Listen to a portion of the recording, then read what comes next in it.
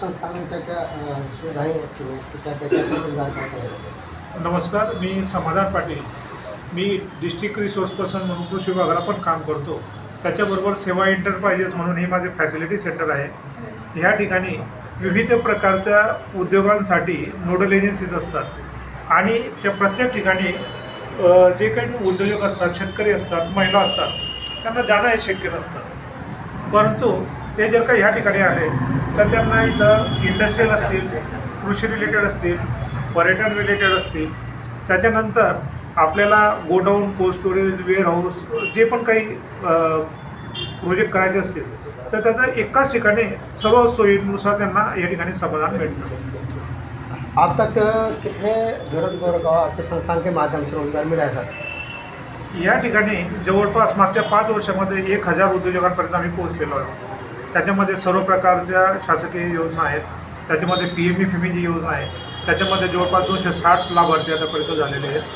त्याच्यानंतर मुख्यमंत्री कृषी विपणन प्रक्रिया असेल, त्याच्यानंतर PMEGP असेल, CMEGP असेल, नंतर पर्यटनाच्या काही योजना असतील, नॅशनल हॉर्टिकल्चर मिशन आणि नॅशनल हॉर्टिकल्चर बोर्डच्या काही योजना असतील, त्याच्या माध्यमातून जवळपास त्याच्यानंतर महाराष्ट्र राज्याचा अण्णासाहेब पाटील महामंडळ नावाची योजना आहे ज्याच्यामध्ये व्याज परतावा होतो, OBC महामंडळ योजना आहे, VGNT महामंडळ योजना आहे, त्याच्यानंतर आता पर्यटनाची आई नावाची जी योजना आहे याच्यामध्ये महिलांसाठी 4.5 लाखापर्यंत व्याज परतावा होतो.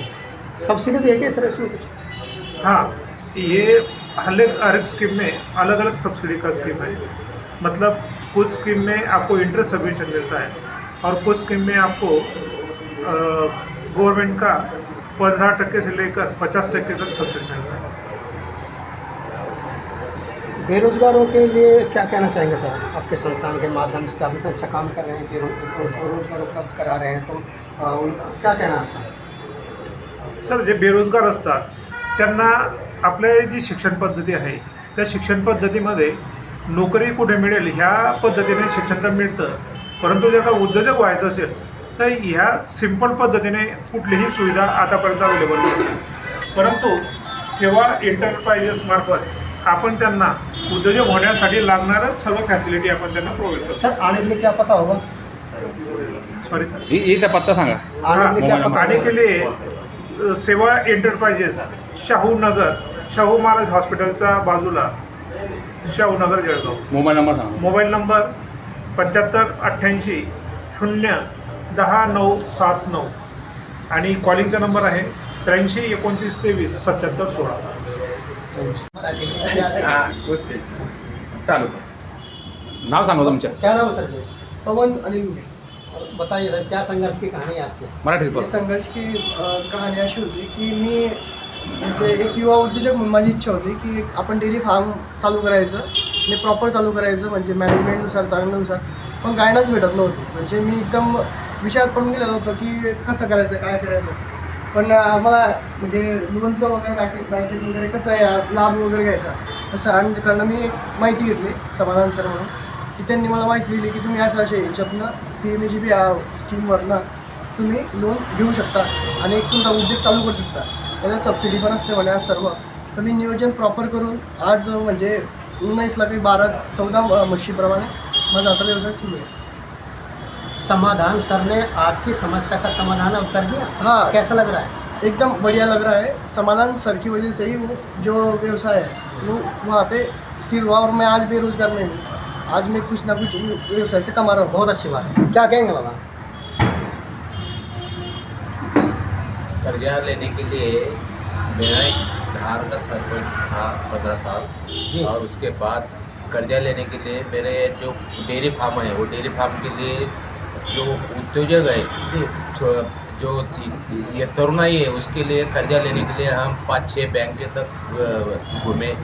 गवर्नमेंट ने जो अपने दूध फेडरेशन दूध डेयरी के लिए जी. कर्जा भाई उपलब्ध है, जी. लेकिन जो यहाँ जो अपने बैंक ऑफिसर है वहाँ पर कर्जा मिलने के लिए बहुत टाइम लगता है.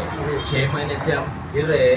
समाधान पाटिल जी ने हमें इंटरेस्ट लेके अभी एक बैंक मैनेजर से मुलाकात करके कर्जा उपलब्ध कराया है. अभी 8 प्रपोजल हमारे मंजूर हुए हैं. बहुत बहुत धन्यवाद सर. उसको ही रोक रखो। सर जी आपके भी लेंगे 1 मिनट की स्टेटमेंट। क्या नाम सर? सर मेरा नाम किरण बोरसे है। मैं अपने प्राइवेट नौकरी करता था और अभी खुद का जॉब्स करने के लिए अन्न प्रसंस्करण योजना के तहत मैं काम करने के लिए ये कर रहा हूँ, सोच रहा हूँ। तो उसी के तहत में मैं समाधान पाटिल सर के कने अभी क्या व्यवसाय करने जा रहे हैं?